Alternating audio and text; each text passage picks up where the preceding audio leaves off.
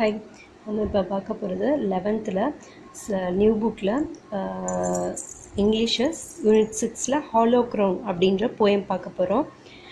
இது வந்து ரிச்சர்ட் டூலேருந்து உள்ளது. வில்லியம் ஷேக்ஸ்பியர் எழுதுனது. அதில் ரிச்சர்ட் டூ அப்படின்ற பார்ட்டில் உள்ள போயம் தான் இந்த ஹாலோ க்ரௌன். சரியா? ஃபஸ்ட்டு வந்துட்டு வில்லியம் ஷேக்ஸ்பியர் பற்றி பார்த்துடலாம். அவர் வந்துட்டு 1564லேருந்து 1616 வரைக்கும் இருந்தார். இங்கிலீஷ் போய்ட்டு அவர் ஒரு ப்ளே ரைட்டர். அவர் வந்துட்டு கிரேட்டஸ்ட் ரைட்டராக இருக்கார் இங்கிலீஷ் லாங்குவேஜில். அண்ட் வேர்ல்ட்ஸ் வந்துட்டு உலகத்துலேயே வந்து ரொம்ப ப்ரீ எமினென்ட்டான ட்ராமட்டிஸ்ட். அவர் வந்துட்டு பிறந்தது வளர்ந்தது எல்லாமே ஸ்ட்ராட்ஃபோர்ட் அப்பான் அவெனில் வார்விக் ஷேரில். அவருக்கு வந்துட்டு 39 பிளேஸ் வந்துட்டு எழுதியிருக்காரு. 154 சானட்ஸ் வந்து எழுதியிருக்காரு. 2 லாங் நேரேட்டிவ் போயம்ஸ் எழுதியிருக்காரு. அப்புறம் நிறைய வெர்சஸ் எழுதியிருக்காரு. அவரை வந்துட்டு என்ன சொல்லுவாங்க அப்படின்னா இங்கிலாண்டோட நேஷ்னல் போயட் அப்படின்னு சொல்லுவாங்க. நிக்நேம் வந்துட்டு பேர்ட் ஆஃப் அவன். அவரோட நிக்நேம் என்னென்னா பேர்ட் ஆஃப் அவன். சரியா? வில்லியம் ஷேக்ஸ்பியரோட nickname bard of Avon. First publishing of Shakespeare work வந்துட்டு ஃபஸ்ட்டு ஃபோலியோ. அதாவது ஷேக்ஸ்பியரோட ஒர்க் வந்து ஃபஸ்ட்டு பப்ளிகேஷனோட பேர் வந்துட்டு first folio. Playwright Ben Jonson வந்துட்டு playwright Ben Jonson wrote a preface to this book including the quote, Shakespeare is not of an age but for all time. அந்த playwright வந்து pen Johnson அப்படின்றது வந்துட்டு ஒரு preface எழுதியிருக்காரு இந்த புக்குக்கு.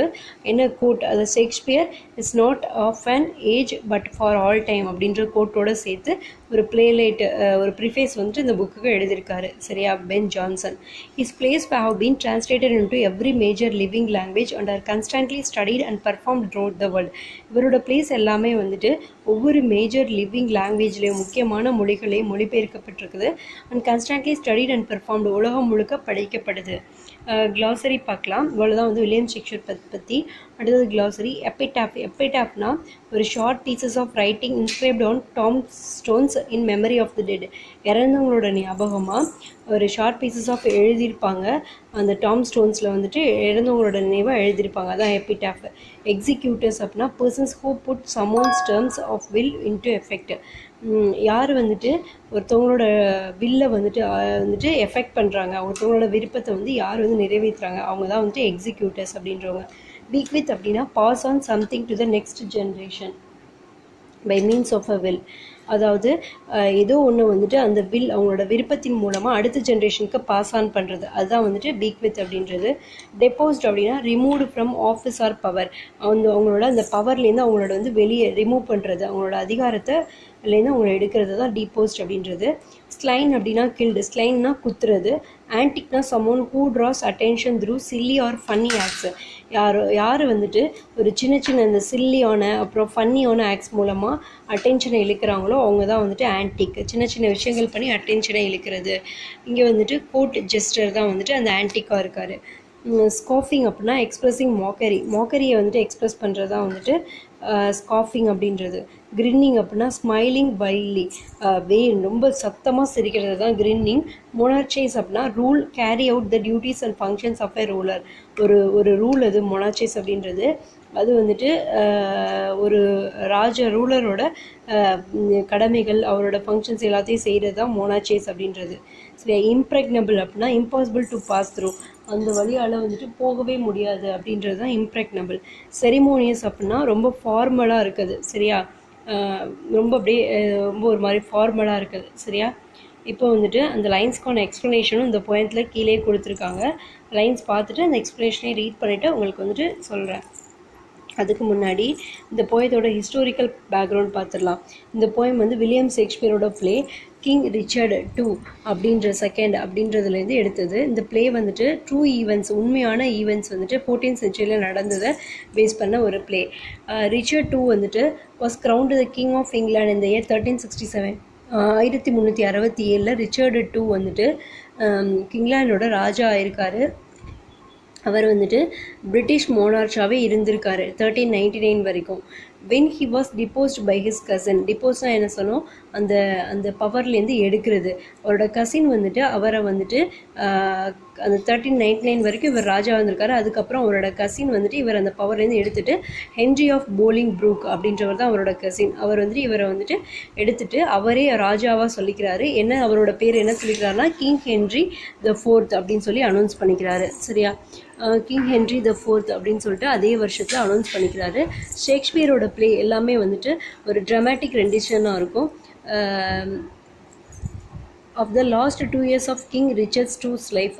இந்த கிங் ரிச்சர்ட்ஸ் டூவோட லைஃப் கடைசி 2 வருஷத்து தான் இந்த இதில் கொடுத்துருப்பாங்க. In this brief span of time he was ousted from his royal position and sent to prison. அந்த டைமில் வந்துட்டு அவர் வந்துட்டு வெளியே அனுப்பப்பட்டு ராயல் பொசிஷன்லேருந்து அனுப்பப்பட்டு ஜெயிலுக்கு அனுப்பப்பட்டார். அங்கே அவர் இறந்துட்டார். சரியா, The following extract is set in the coast of Wales. இந்த following extract இந்த பகுதி வந்துட்டு கோஸ்ட் ஆஃப் வேல்ஸில் நடந்தது. கிங் ரிச்சர்டும் அவரோட ஃபாலோவர்ஸும் என்ன பண்ணாங்க அப்படின்னா வேல்ஸ் ஆர்மிக்காக வெயிட் பண்ணிட்டு இருக்காங்க. After facing defeat of the hands of cousin Bolingbroke அப்படின்றவர் இவரோட கசின் இருக்கார்ல, அவர் வந்துட்டு இவரை தோற்கடிச்சதுனால அவர்கிட்ட தோற்றதுக்கப்புறம் இவங்க எல்லாரும் வந்து வேல்ஸ் ஆர்மிக்காக வெயிட் பண்ணிட்டு இருக்காங்க. கிங் ரிச்சர்டும் அவரோட ஃபாலோயர்ஸும். அந்த ஆர்மி வந்துட்டு 10,000 வேரியர்ஸ் கிட்ட அதில் இருப்பாங்க. ஆனால் அதில் ஷாக் என்ன அப்படின்னா, ஷாக் அண்ட் சர்ப்ரைஸ் என்னன்னா, உங்களுக்கு மெசேஜ் வருது அந்த ஆர்மி வந்துட்டு அவங்கள காப்பாற்றுறதுக்கு வரல அப்படின்னு சொல்லிட்டு முன்னாடியே தகவல் வருது. His followers tried to boost their king's courage against the news only in vain. அவரோட இதை வந்துட்டு அவரோட நம்பிக்கையை வந்துட்டு அதை கெடுக்கிறதுக்கு தான் அவங்களாம் வர்றாங்க. When Richard came face to face with the reality of his terrible fate, he spoke the following verse, famously known as the hollow crown speech in theoretical circles. அவருக்கு அந்த உண்மை தெரிஞ்சதும் அந்த வர்றாங்கல்ல அந்த வெல்ஸ் ஆர்மி அவங்கக்கிட்ட இவருக்கு நேருக்கு நேராக வந்துட்டு பேசுகிறாரு அவரோட மனசில் இருந்தது. அதான் ஹாலோ க்ரௌன் அப்படின்றது. சரியா, இதில் வந்துட்டு கிங் ரிச்சர்டு வந்துட்டு ஒரு is reminded as the power of the death that overshadows everything else, including the power of rulers, and renders them as powerless as any commoner at a moment's notice. இந்த இதில் வந்துட்டு Richard வந்துட்டு ஒரு power of death, இறக்குறது சாகோட பவரை பற்றி சொல்லியிருப்பார். அவர் மிச்சம் எல்லாத்தையும் விட அவர் எவ்வளோ முக்கியம் அப்படின்னு, இறப்பு அப்படின்றது எவ்வளோ ஒரு பவர் உள்ளது அப்படின்றத அவர் சொல்லியிருப்பார். பவர் ஆஃப் ரூலர்ஸ், ராஜாக்களோட power, renders powerless and as any commentator at a உமன்ஸோட, பெரிய ராஜாவாக இருந்தாலும் சரி எவ்வளோ பெரிய ஆளாக இருந்தாலும் சரி இறப்பு அப்படின்றது அவங்கள ஒன்றும் இல்லாமல் ஆக்கிடும் அப்படின்னு சொல்லிட்டு அந்த ஹாலோ க்ரௌன் அப்படின்ற அந்த ஸ்பீச்சில் அவர் சொல்லியிருப்பார். சரியா, இப்போ இதை பொறுத்த வரைக்கும் என்னது அப்படின்னா ரிச்சர்டு II அப்படின்ற இந்த பாட்டில் வந்துட்டு ஹென்றி வந்துட்டு இங்கிலாந்து கிங் ஆஃப் ஹென்ரியா இங்கிலாண்டாக இருந்திருக்காரு. ரிச்சர்ட் II அப்படின்றவர் 1367 1399 வரைக்கும் பிரிட்டிஷ் மொனார்ச்சில். எது வரைக்கும்னா அவரோட தம்பி ஹென்ரி போலிங் ப்ரோக் அப்படின்றவர் அரியணை ஏறுற வரைக்கும். ஹென்ரி போலிங் ப்ரோக் என்ன பண்ணுறாரு, இவரை வந்து தோக்கடிச்சு அவரே வந்துட்டு ராஜா ஆகிறாரு. ஹென்ரி போலிங் ப்ரோக் அப்படின்றது இவரோட கசின்னு. ராஜா ஆகிட்டு ஹென்ரி த ஃபோர்த் அப்படின்னு சொல்லி அவரே அனௌன்ஸ் பண்ணிக்கிறாரு. ஸோ அந்த டைமில் ஒரு 2 வருஷத்துக்கு அப்புறம் அதுக்கப்புறமே வந்து ஷேக்ஸ்பியர் வந்து இறந்துடுறாரு. அந்த டைமில் அவரோட குறிப்பிட்ட டைமில் அவரோட ராயல் பொசிஷனை இழந்து, ஷேக்ஸ்பியரில் ரிச்சர்ட் II ராயல் பொசிஷனை இறந்து அவர் வந்து ஜெயிலுக்கு அனுப்பப்படுறாரு. அதான் இந்த கதை. இந்த இதில் வந்துட்டு கோஸ்ட் ஆஃப் வேல்ஸில் நடந்து சொல்லியிருப்பாங்க. அதாவது கிங் ரிச்சர்டையும் அவர் மிச்ச ஃபாலோயர்ஸையும் இவர் தோக்கடிச்சார் இல்லையா ஹென்றி, அதாவது ஹென்றி ஆஃப் போலிங் ப்ரோக் அப்படின்றவர் தோக்கடிச்சா இல்லையா, அவர் தோக்கடிச்சிட்டு இவங்க எல்லாரும் வெல்ஸ் ஆர்மிக்காக வெயிட் பண்ணிவிட்டு அந்த இடத்துல நிற்கிறாங்க. அப்போது ஒரு அனௌன்ஸ்மெண்ட் வருது, அந்த ஆர்மியும் இவங்களை வந்துட்டு காப்பாற்றுறதுக்கு வரல அப்படின்னு சொல்லிட்டு. ஏன்னா அவங்களையும் ஹென்றி வந்துட்டு அப்போ வந்துட்டு தன்னோட வசப்படுத்திட்டார் போல், காப்பாற்றுறதுக்கு வரல அப்படின்னு சொல்லிட்டு. அப்போ வந்து அந்த ஆர்மியை பார்த்து ஹாலோ க்ரௌன் அப்படின்ற ஒரு பாட்டை வந்துட்டு சொல்கிறாரு. இந்த போயமாக அவர் சொல்கிறாரு. யார், ரிச்சர்ட் II சொல்கிறாரு. அதில் என்ன சொல்கிறாரு அப்படின்னா, சாவுன்றது எவ்வளவு ஒரு பவர் உள்ளது, ராஜாவாக இருந்தாலும் சரி யாராக இருந்தாலும் சரி ஒரு இடத்துல சாகத்தான் வேணும் அப்படின்றத பற்றி இந்த போயமில் சொல்லியிருப்பார். ஓகே, போயம்குள்ளே போய் பார்க்கலாம்.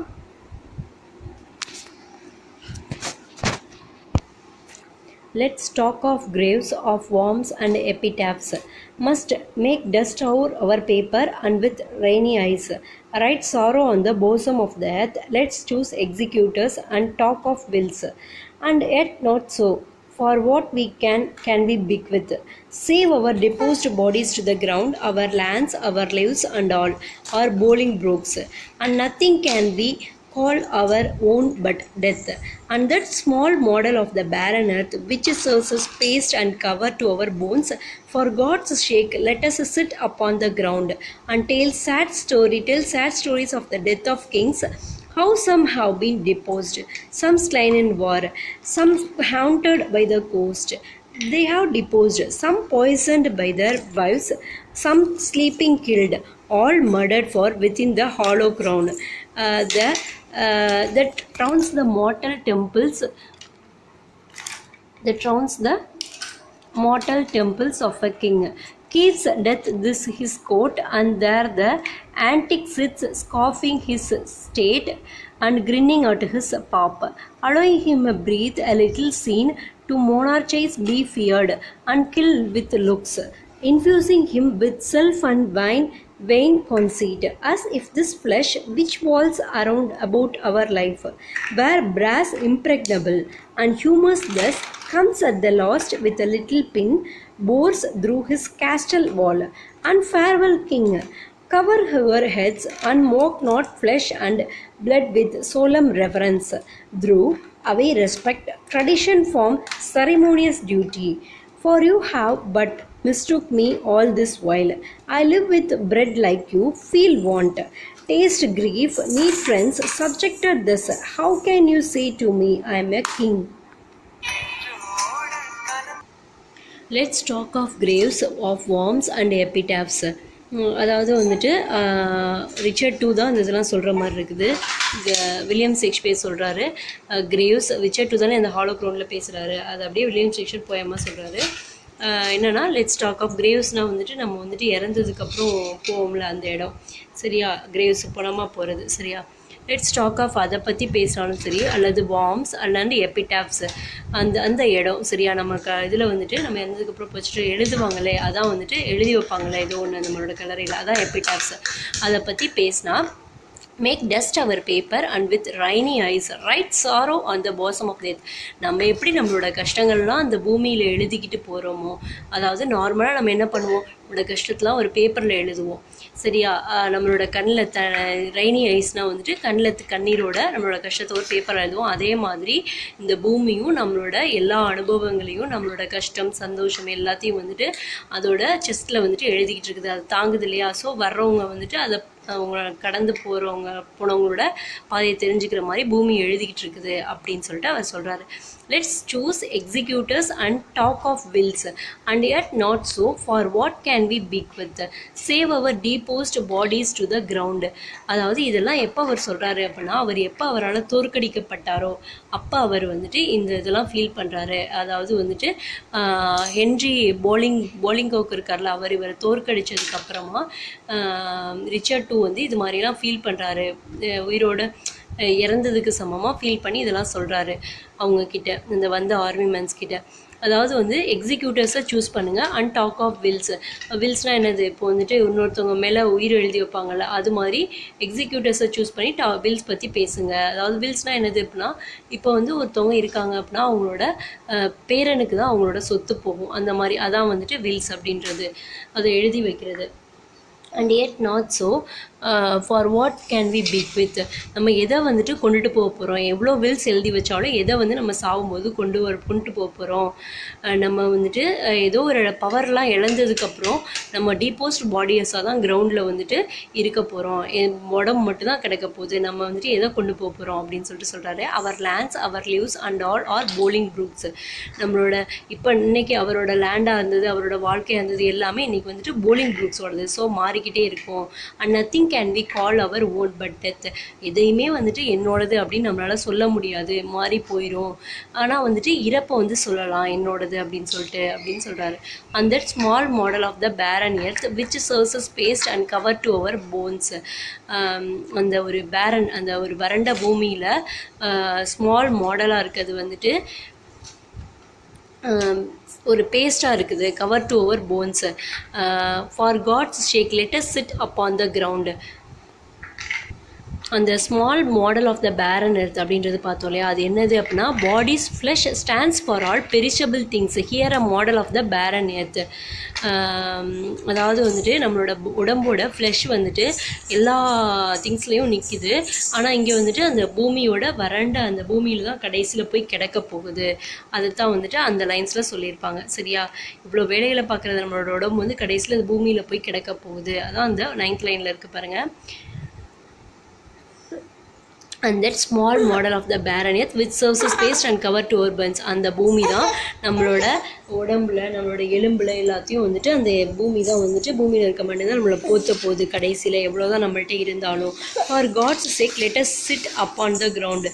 நம்ம வந்துட்டு கிரவுண்டில் உட்காந்தோம் அப்படின்னா என்னது அப்படின்னா நம்ம எப்படியும் கடைசியில் வந்துட்டு கடவுள்கிட்ட போகும்போது அந்த கிரவுண்டில் தான் போய் விழுக போகிறோம். And tell sad stories of the death of Kings.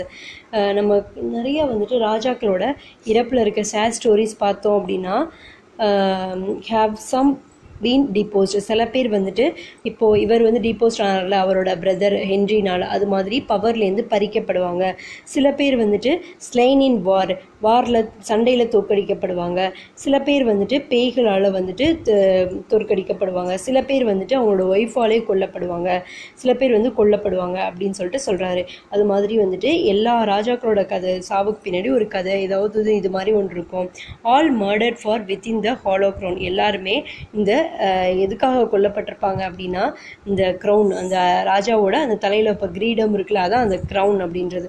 இந்த க்ரௌனுக்காக தான் வந்துட்டு இந்த ஃபோட்டோவில் இருக்குல்ல க்ரௌன் தலையில் வச்சுருக்காங்களா, அதான் அதுக்காக தான் கொல்லப்படுவாங்க. சில பேர் வந்து ஒய்ஃபால் கொல்லப்படுவாங்க. சில பேர் வந்துட்டு இன்னொரு தம்பியால் அது மாதிரி பவருக்கு வந்தவங்களால கொல்லப்படுவாங்க. சில பேர் பேய்களால் விரட்டப்படுவாங்க. அந்த மாதிரி இந்த க்ரௌனுக்காக தான் எல்லாருமே வந்துட்டு இப்படி ஆவாங்க. That rounds the mortal temples of a king keeps death his coat and there the antique sits. இதில் வந்துட்டு இந்த லைனில் 16th லைனில் ஹாலோ க்ரௌன் அப்படின்னு சொல்லியிருக்காங்களே, அது என்னது அப்படின்னா the crown is empty in the middle and this connotes that power is not solid or strong or permanent. Hollow crown அப்படின்னா அந்த க்ரௌன் வந்து எம்டியாக இருக்குது நடுவில். And this connotes that power is not solid or strong or permanent. அது எதை காட்டுது? இப்போ வந்து அந்த க்ரௌன் பார்த்தோம் அப்படின்னா எப்படி இருக்கும், சுற்றி வர அந்த தலையில் வைக்கிறது கிரீடம் இருக்கும், நடுவில் வந்துட்டு எம்டியாக இருக்கும். அது எதை காட்டுது அப்படின்னா அதாவது வந்துட்டு அந்த கிரீடம் வந்துட்டு ஒரு இடத்துல தான் இருக்கும்னு நிலை கிடையாது. அது வந்துட்டு மாறி மாறி போய்கிட்டு இருக்கும். பவர் வந்துட்டு சாலிடாக இருக்காது, அது ஸ்ட்ராங்காகவும் இருக்காது, பெர்மனண்ட்டும் கிடையாது. பவர் அவங்களோட வச்சுருக்க அந்த பவர் அது விடத்துக்கு ஒவ்வொருத்தவங்க மாறி மாறி அந்த பவருக்கு வந்து வந்துட்டுருப்பாங்க அப்படின்றத அந்த ஹாலோ க்ரௌன் குறிக்குது. சரி, அதான் அந்த 16th லைன் சொல்லியிருக்காங்க. அடுத்து 18th லைனில் பார்த்தீங்க அப்படின்னா there the antic sits farewell king here death is portrayed as a court jester who grants the mortal kings a temporary license to monarchize. அதாவது வந்துட்டு அந்த ஃபேர்வெல்னால் வந்துட்டு இறக்குறது தான் சொல்கிறாங்க. சாவு தான் வந்துட்டு கோர்ட் ஜெஸ்டராக இருக்குது. யார் யாரெல்லாம் வந்துட்டு மார்டல் கிங்ஸாக இருக்காங்களோ அவங்களுக்கு ராஜாக்களாக இருக்காங்க, அவங்களுக்கு வந்துட்டு இந்த இறப்பு தான் வந்துட்டு கோர்ட் ஜெஸ்டராக இருக்குது. அவங்கள ஃபேர்வெல் பண்ணி அனுப்பி வைக்கிறது இந்த சாவு தான். டெம்பரரி லைசன்ஸ் டு மொனார்ச்சைஸ், அதாவது அது சாவு வந்துட்டு எப்படி இருக்குது அப்படின்னா ராஜாக்களுக்கு ஒரு டெம்பரரியான ஒரு லைசன்ஸ் தான் இருக்குது அப்படின்னு சொல்லிட்டு சொல்கிறாங்க. சரியா, அதான் வந்துட்டு இந்த there the antic sits farewell king.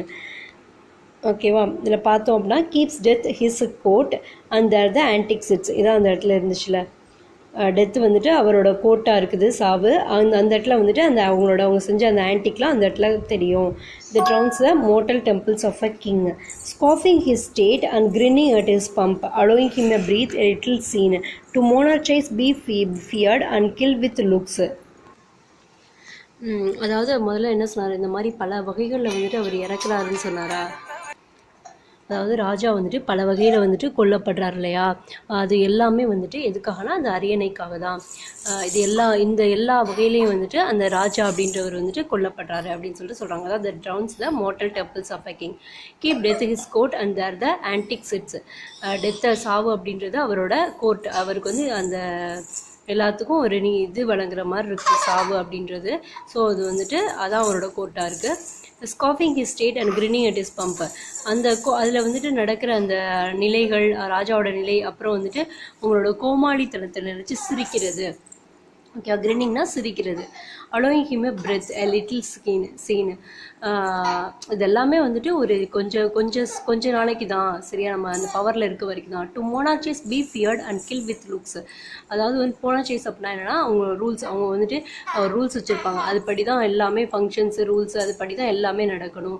அதை வச்சுக்கிட்டு அவங்க வந்து பி ஃபியர்டு, அதாவது மக்களை வந்துட்டு பயமுறுத்துவாங்க, அவங்களோட பார்வையிலே லுக்ஸ்லேயே வந்துட்டு கொல்லுவாங்க ராஜாக்கள். Infusing him with self and vain concept. அவங்கள பார்த்தாலே வந்துட்டு பயமாக இருக்கும், அவங்களுக்குள்ள வந்துட்டு ஒரு பெரிய இது இருக்கும், நம்ம தான் ராஜா அப்படின்னு சொல்லிட்டு ஒரு இது. As if this flesh which walls about our life were brass impregnable and humoured this. இது எல்லாமே வந்துட்டு நம்மளோட சதை, நம்மளோட உடம்புன்றது இருக்கிற வரைக்கும் தான், நம்மளோட லைஃப்பில் அது இருக்கிற வரைக்கும் தான், உயிர் இருக்க வரைக்கும் தான். வேர் பிராஸ் இம்ப்ரெக்னபிள்னா அதில் வந்துட்டு இம்பாசிபிள் டு க்ரோ, அதை தாண்டி வந்துட்டு போக முடியாது. அண்ட் ஹியூமர்ட் திஸ், அதை வந்துட்டு நமக்கு அதெல்லாம் இப்போ நினச்சி பார்த்தா சிரிப்பாக தான் வருது. அந்த அவர் இறக்கும்போது இதெல்லாம் யோசிக்கிறாரு. Comes at the last and with a little pin. கடைசியில் வந்துட்டு ஒரு சின்ன பின்னால கூட நம்ம இறந்து போவோம், நம்ம வந்து தோற்று போகலாம், நம்மளோட பதவி பறிக்கப்படலாம். Bores through his castle wall and farewell king. அதாவது ஃபேர்வெல்னால் வந்துட்டு அந்த கிங் ராஜா இறக்க போகிறார்ல, ஃபேர்வெல்னா கடைசி தருணம், போகிற தருணம். அதான் வந்துட்டு bores through his castle wall and farewell king. சாக போகிற ராஜா. Cover your heads and mock not flesh and blood with solemn reverence through away respect. எவ்வளோதான் அவங்க வந்துட்டு ரெஸ்பெக்ட் ரெவரன்ஸ் எல்லாம் வந்துட்டு வாங்கி வச்சுருந்தாலும் கடைசியில் வந்துட்டு அவங்களோட ஃப்ளெஷ் அண்ட் பிளட் வந்துட்டு இறந்ததுக்கப்புறம் அதை கவர் பண்ணி முடி போக போகுது. Tradition form and ceremonious duty. அது வந்து ட்ரெடிஷ்னல் மரபு ரீதியாக இதைத்தான் வந்துட்டு டியூட்டியாக செஞ்சிட்ருக்காங்க.